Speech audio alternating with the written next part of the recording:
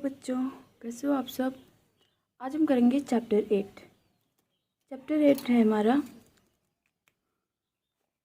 खुशहाल गांव और समृद्ध शहर। चैप्टर 8 का नाम ही हमारा खुशहाल गांव और समृद्ध शहर। इसका हम आंतरिक प्रश्न करेंगे जैसे हम करते आ रहे हैं, फिर उसके बाद प्रश्न अभ्यास करेंगे। ओके, तो पहला क्वेश्चन है हमारा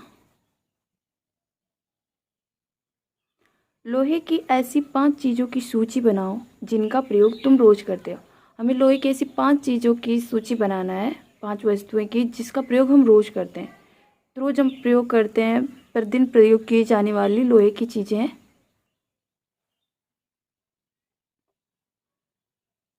पहला है कुर्सी, दूसरा है पेचकस, तीसरा हथौड़ा, चौथा है तवा, पांचवा चिमटा। ये जो है डेली यूज की चीज़ें हैं, प्रतिदिन यूज कर प्रयोग में की जाने वाली चीज़ें लोहे की, जो आज हम करते हैं। दूसरा है हमारा क्वेश्चन, कहानी में आए व्यक्तियों के व्यवसायों की सूची बनाओ। प्रत्येक के लिए यह तय करो कि वे शहर में, गांव में या फिर शहर तथा गांव दोनों में रहते हैं। हमें ये पहले तो उनके व्यवसाय की सूची बनाना है, फिर हमें ये बताना है कि गांव में रहते हैं, शहर में रहते हैं या गांव शहर दोनों में रहते हैं। हमें ये बताना है। तो आंसर हो जाएगा हमारा, हम ऐसे करके लिखेंगे जैसे हम इसमें बनाया है। तो आंसर हमारा हो जाएगा कहानी में आए व्यक्ति। ये जो है हमारा, ये गलत हो गया था, गंदा सा दिख रहा है, लेकिन ये गलत है, ये यहाँ पे भी गलत है। तो कहानी में आए व्यक्ति, फिर शहर में, फिर गांव में, फिर शहर था गांव दोनों में। तो कहानी में जो व्यवसाय है वो पहला है होटल व्यवसायी, दूसरा है माली, तीसरा कुम्हार, चौथा है घास काटने वाला, पांचवा है व्यापारी और छठा है घोड़े का व्यापारी। इतने जो हैं ये व्यक्ति जो हैं, ये जो इस कहानी में आए हुए हैं, ये जो चैप्टर है खुशहाल गांव और समृद्ध शहर, इसमें इतने आए हुए हैं। इसमें हमें ये बताना है कितने जो है इसमें से शहर में रहते हैं, सिर्फ शहरों में रहते हैं, कितने जो सिर्फ गाँव में रहते हैं और कितने जो शहर तथा गाँव दोनों में रहते हैं। तो देखते हैं, होटल व्यवसाय ये जो है सिर्फ शहरों में है। आज भी होटल जो है शहरों में ही रहते हैं, गांव में नहीं, शहर तक गांव दोनों में नहीं, सिर्फ शहर में रहते हैं। फिर माली जो शहर में नहीं रहते, ये सिर्फ शहर में नहीं, ये शहर तक गांव दोनों में रहते हैं। माली ये शहरों में भी रहते हैं और गाँव में भी रहते हैं, तो इसलिए शहर तक गाँव दोनों में हो जाएगा। कुम्हार ये शहर में नहीं रहते हैं, ये सिर्फ गाँव में रहते हैं। कुम्हार जो मिट्टी के बर्तन बनाते हैं उसको कुम्हार कहते हैं। फिर घास काटने वाले, ये शहर में भी रहते हैं, गांव में भी रहते हैं, तो इसलिए ये हो जाएगा शहर तथा गांव दोनों में रहते हैं घास काटने वाले। व्यापारी जो है ये सिर्फ शहर में रहते हैं, ये गांव में नहीं रहते हैं ना, ये सिर्फ शहर में रहते हैं व्यापारी। और घोड़े का व्यापारी जो है ये शहरों में भी रहते हैं और गाँव में भी रहते हैं, इसलिए शहर तथा गाँव दोनों में रहते हैं। उम्मीद करती हूँ समझ में आएगा।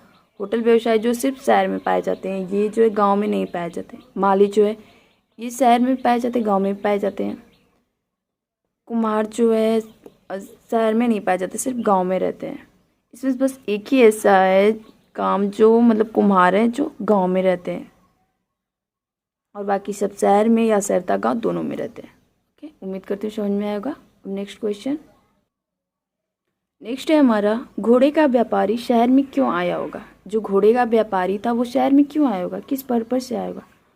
तो जो घोड़े का व्यापारी, ऑब्वियसली जो व्यापारी जिस चीज़ के रहते हैं उसी को वो बेचते हैं, उसी का व्यापार करते हैं, तो घोड़े बेचने के लिए शहर में आया होगा। तो घोड़े का व्यापारी, आंसर हो जाएगा हमारा घोड़े का व्यापारी शहर में घोड़े बेचने के लिए आया होगा। 4 नंबर है, क्या महिलाएं कहानी में बताए व्यवसाय को अपना सकती थी। उत्तर कारण सहित बताना है कि जो महिलाएं हैं क्या वो व्यवसाय, जो कहानी में व्यवसाय बताए गए हैं, क्या वे उनको अपना सकती थी। तो आंसर है हमारा, महिलाएं कहानी में बताए गए व्यवसायों को नहीं अपना सकती थी क्योंकि वे घरेलू कार्यों में व्यस्त रहती थी तथा घर से बाहर कम ही निकलती थी, इसलिए वो जो व्यवसाय बताए गए हैं वो उसे नहीं अपना सकती थी।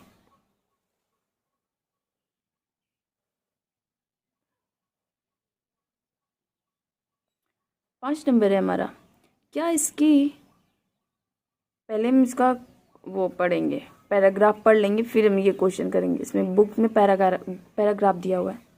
उसको करने के बाद इसको पढ़ेंगे। ये देखिए, हमें ये एक फिगर दिया हुआ है। इस फिगर में यानी ये चित्र में दिल्ली में मिला वलय कूप है। ये वलय कूप है जिसमें मतलब नालियों का पानी, स्नानगारों का पानी जो चाहता था, ये उसे को वलय कूप बोलते हैं। तो इसमें दिया हुआ है सांची की मूर्तिकला। यह मध्य प्रदेश स्थित सांची के स्तूप की मूर्तिकला का नमूना है। ये मध्य प्रदेश में स्थित जो है सांची के स्तूप की मूर्तिकला का नमूना है। इसमें शहर के जीवन का एक दृश्य है। तुम इसे अध्याय 11 में सांची के बारे में पढ़ोगे। अभी हमें अध्याय 11 में पढ़ना है। इन दीवारों को देखो, क्या ये ईंट की बनी है? इन दीवारों को देख के बताना है क्या ये ईंट की बनी हुई है। तो हाँ, ये ईंट की बनी हुई है। और या फिर लकड़ी की बनी हुई है। तो नहीं, ये ईंट की बनी हुई है। क्या इसकी रेलिंग लकड़ी की बनी है? तो हाँ, इसकी जो रेलिंग है वो लकड़ी की बनी हुई है। इन इमारतों की छतों का वर्णन करना है। ये बताना है कि क्या इसकी रेलिंग जो है वो लकड़ी की बनी हुई है। तो हाँ, इसकी रेलिंग जो है वो लकड़ी की बनी हुई है। और इनकी इमारतों की छतों को बनाने के लिए किसका प्रयोग किया गया है? तो इसकी छतों की इमारतों को बनाने के लिए पक्की ईंटों का प्रयोग किया गया है। ओके, तो ये देखिए, क्या इसकी रेलिंग लकड़ी की बनी है? इन इमारतों की छतों का वर्णन करो। तो हाँ, इसकी रेलिंग जो है वो लकड़ी की बनी है। इन इमारतों की छतों को बनाने के लिए पक्की ईंटों का प्रयोग किया गया है। ओके, अब नेक्स्ट है हमारा बेरी गाजा से आयात और निर्यात होने वाली बेरी गाजा, जो आज का आधुनिक जो है जिसका नाम भरूच है, ये जो है वो गुजरात में पड़ता है। तो बेरी गाजा से आयात और निर्यात होने वाली चीज़ों की सूची बनाओ। हमें सूची बनाना है, जो आयात होती थी, जो निर्यात होती थी। बेरी गाजा, आयात मतलब जो अपने देश में मंगाई जाती हो, निर्यात मतलब जो अपने देश से दूसरे देश में भेजी जाती हो, उसे निर्यात कहते हैं। तो बेरी गाजा में आयात होने वाली चीज़ें। बेरी गाजा में शराब, तांबा, टीन, शीशा, मूंगा, पुखराज, कपड़े, सोने और चांदी के सिक्कों का आयात होता था।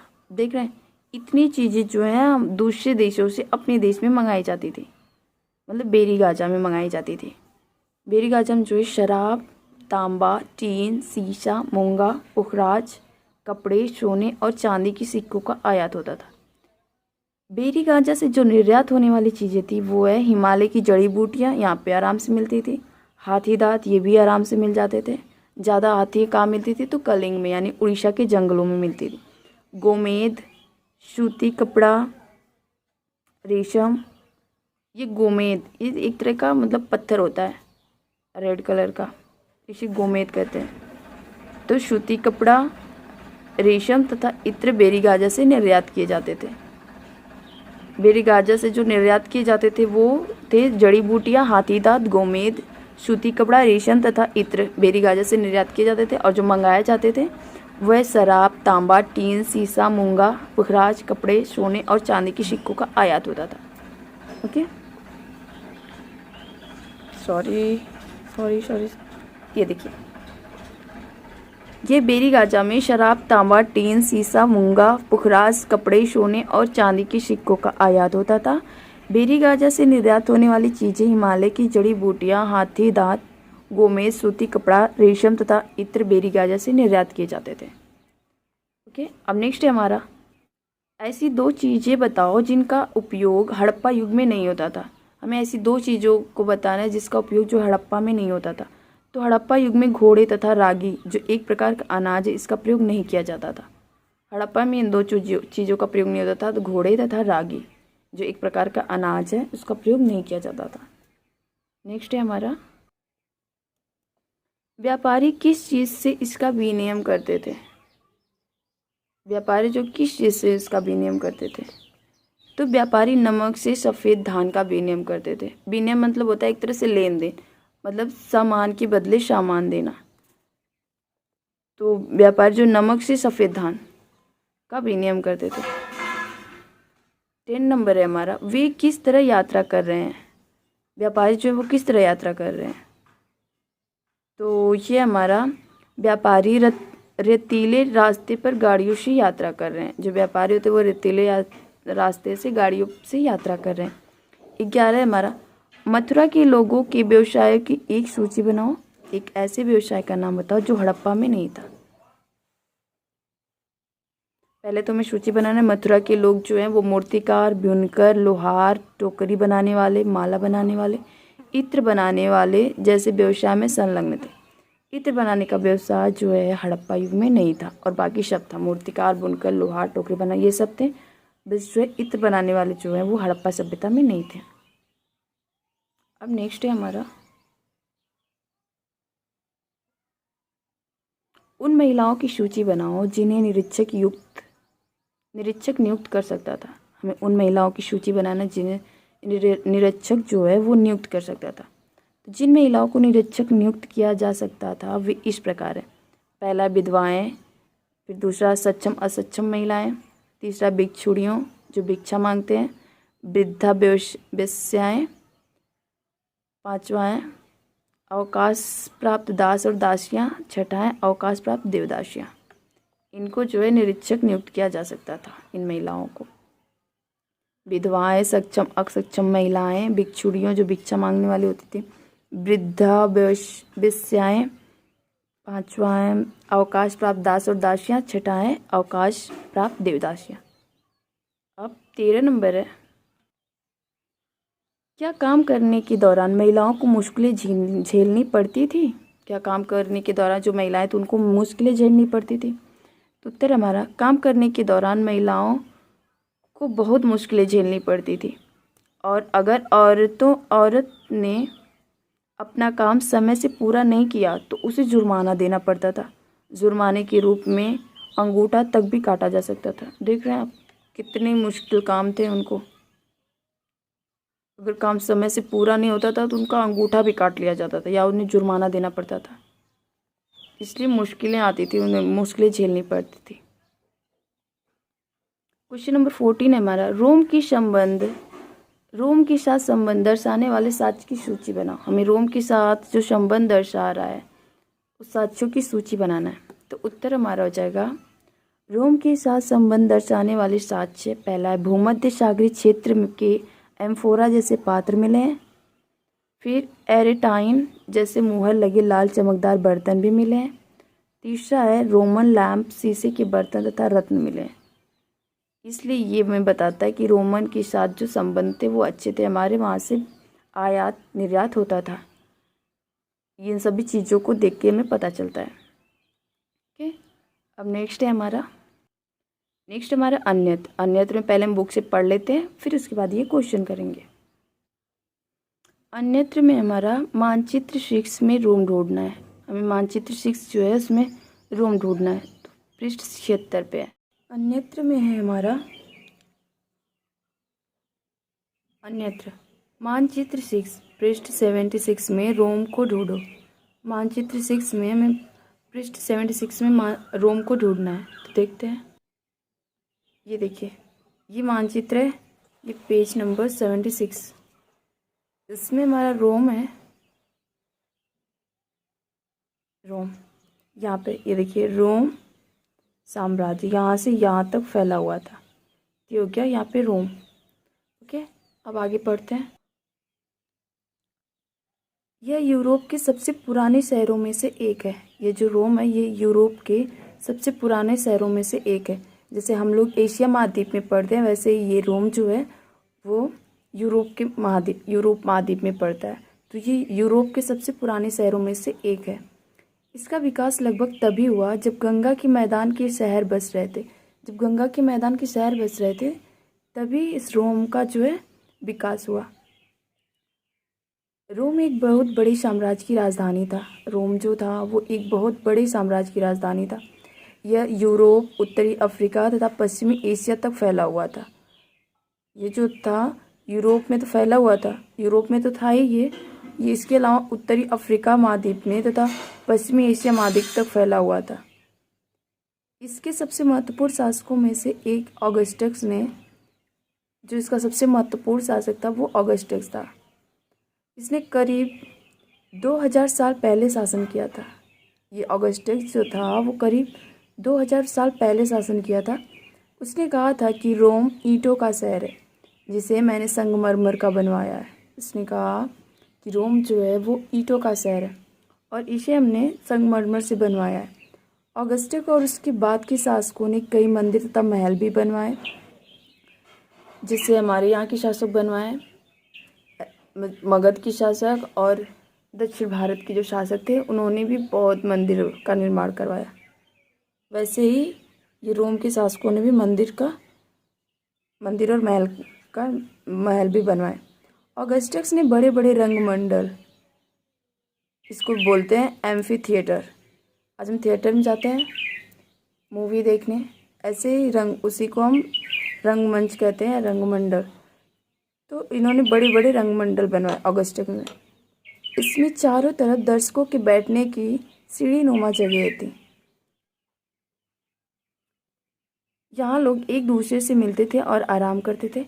बड़े बड़े जलवायु सेतु के जरिए शहर के स्नानागारों, फव्वारों तथा गुसलखानों के लिए पानी लाया जाता था। स्नानागार, फव्वारा, गुसलखाना जो होता है बाथरूम होता है, तो इसके लिए जो है पानी लाया जाता था, इससे जलवायु सेतु से। ओके, अब इसका क्वेश्चन है हमारा पूछा है, ये बड़े खुले रंगमंडल और जलवायु सेतु इतने दिनों तक कैसे बचे रह गए? हाँ, 2000 साल पहले इसका निर्माण हुआ था, मतलब शासन किया था ऑगस्टस ने। और उसने ये एम्फी थिएटर यानी रंगमंडल बनवाए और जलवायु सेतु आज इतने 2000 सालों के बाद भी अभी तक कैसे पता चला कि अभी तक है, कैसे बचे रह गए? तो हमारा इस प्रश्न का आंसर हो जाएगा, ये हमारा प्रश्न, ये बड़े खुले रंगमंडल यानी एम्फी थिएटर और जलवायु सेतु इतने दिनों तक कैसे बचे रहे? तो हमारा आंसर हो जाएगा, रंगमंडल जो है एम्फी थिएटर और जलवायु सेतु बनाने में उत्तम इंजीनियरिंग तथा वस्तुओं का प्रयोग किया गया था, जो हर मौसमी परिवर्तन को सहन करने में पूर्ण रूप से सक्षम थे।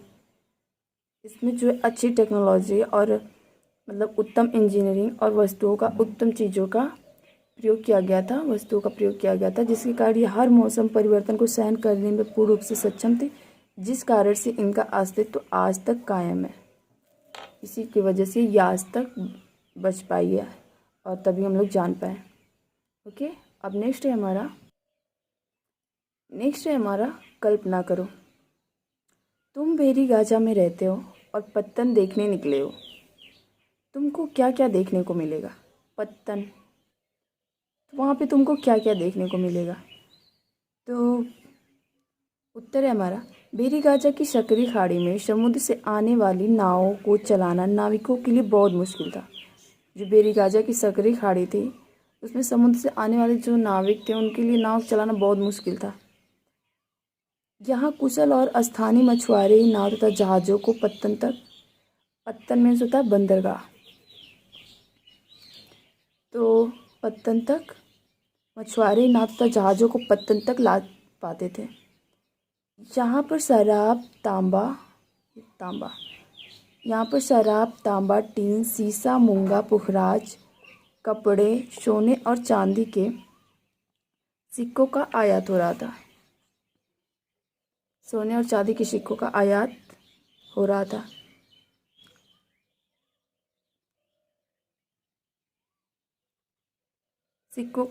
हो रहा था। जबकि हिमालय की जड़ी बूटियाँ हाथी दांत, गोमेद, कार्नेलियन, ये गोमेद जो होता है एक तरह का पत्थर होता है लाल रंग का, और कार्नेलियन भी एक पत्थर ही होता है, इसे अंगूठी हम लोग पहनते हैं सजा के, और सूती कपड़ा, रेशम तथा इत्र जैसी वस्तुओं का यहाँ से निर्यात किया जाता था। यहाँ से जो निर्यात भेरी गाजा जो है वो हमारा गुजरात में पड़ता है, और इसको आज के समय भरूच कहते हैं, भेरी गाजा को भरूच कहते हैं। तो हमारे यहाँ से मतलब भेरी गाजा से जो है निर्यात की जाती थी वो थी जड़ी बूटियाँ, हाथी दांत, गोमेद, कार्नेलियन, सूती कपड़ा, रेशम तथा इत्र जैसी वस्तुओं का जो है निर्यात किया जाता था। और मतलब आयात जो होता था वो था शराब, तांबा, टीन, सीसा, मूंगा, पुखराज, कपड़े, सोने और चांदी के सिक्कों का आयात हो रहा था। ओके, अब नेक्स्ट है हमारा, नेक्स्ट नहीं, अब आज के लिए बस इतना ही, मिलते हैं नेक्स्ट वीडियो में। अगर आपको वीडियो अच्छी लगी हो, क्लास अच्छा समझ में आया हो, तब अपने दोस्तों में शेयर करें और चैनल को सब्सक्राइब नहीं किए हैं तो सब्सक्राइब ज़रूर करें। धन्यवाद।